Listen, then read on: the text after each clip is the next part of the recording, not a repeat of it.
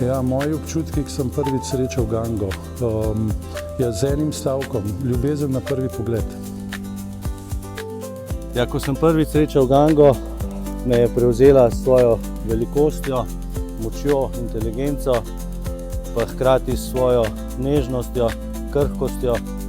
Takoj sem vedel, da je v bistvu ona tista žival, za katero hočem skrbeti in zdaj skrbim zanjo že 24 let.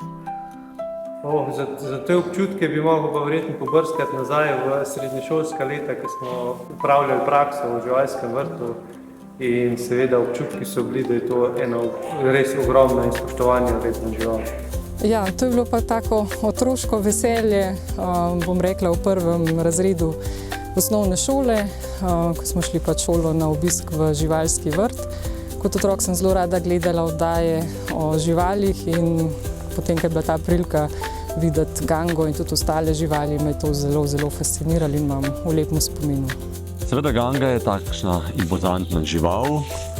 Vedno, ko smo videli take živali po televiziji in se potem z njo srečaš v resničnem svetu, vidiš, kako majhen si, kako so proti naravi lahko majhni, kako velika, kako mogočna žival je to in pravilno je, da imamo spoštovanje tudi preko Gange do same narave.